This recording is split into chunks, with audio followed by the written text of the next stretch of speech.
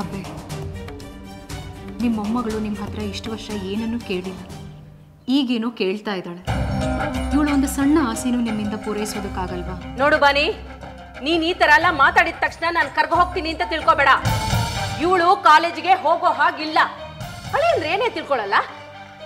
ಅಬೇ, ಪ್ರೀತಿ ಕಾಲೇಜಿಗೆ ಹೋಗಿ.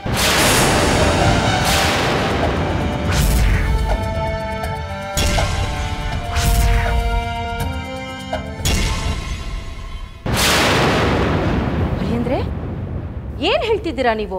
ಹೌದು ಅಬೆ, ಪಾಪ ಪ್ರೀತಿ ಮನೇಲಿ ಏನ್ ಮಾಡ್ತಾಳೆ? ನಿಶ್ಚಿತಾರ್ಥ ಆಗೋವರೆಗೂ ಕಾಲೇಜಿಗೆ ಹೋಗ್ಲಿ, 4 ಅಕ್ಷರ ಕಲ್ತಂಗ ಆಗುತ್ತೆ. ನಾನು ಹೊರಗಡೆ ಹೇಳ್ಕೋಬಹುದು ನಾನು ಹೆಂಡತಿ ಓದ್ತಾ ಇದ್ದಾಳೆ ಅಂತ. ನಿಶ್ಚಿತಾರ್ಥ ಆದ್ಮೇಲೆ ಓದ್ ಬಿಡಿಸಿದ್ರೆ ಆಯ್ತು.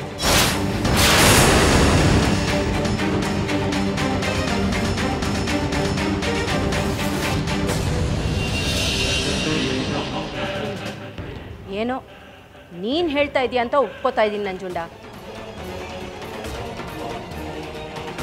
ಆದ್ರೆ ನಂದೊಂದು ಕಂಡೀಷನ್.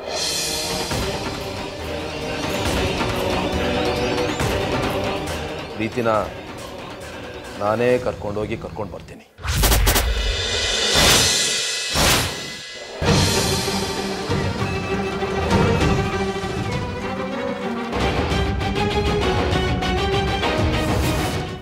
ಒಳ್ಳೆ ಯೋಚನೆ ಅಳಿ. ಅಂದ್ರೆ ಮೊದಲೇ ಹೊರಗಡೆ ಜನ ಸರಿ ಇಲ್ಲ, ಮದುವೆ ಆಗೋ ಹುಡುಗಿ ಬೇರೆ, ಒಬ್ಬಳೇ ಹೋಗಿ ಬರೋದು ತುಂಬಾ ಕಷ್ಟ ಆಗುತ್ತೆ.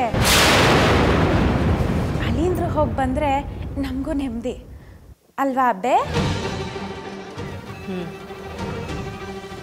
ಅಳಿಯಂದ್ರೆ ನಿಮಗೂ ಒಪ್ಪಿಗೆ ಆದ್ರೆ ನನಗೂ ಒಪ್ಪಿಗೆ. ತೊಂದರೆ ಏನಿದೆ ಅಬ್ಬೆ? ನನ್ನ ಹೆಂಡತಿ ಆಗೋಳನ್ನ ನೋಡ್ಕೊಳ್ಳೋದ್ರಲ್ಲಿ ತೊಂದರೆ ಯಾಕೆ? ಪ್ರೀತಿನ ನಾನು ತುಂಬಾ ಖುಷಿಯಾಗಿ ನೋಡ್ಕೊಳ್ತೀನಿ. ಅಳಿಯಂದ್ರು ಇಷ್ಟೊಂದು ಕಾಳಜಿ ತೋರಿಸಿದ್ರೆ ನಮಗೂ ಸಂತೋಷನೇ.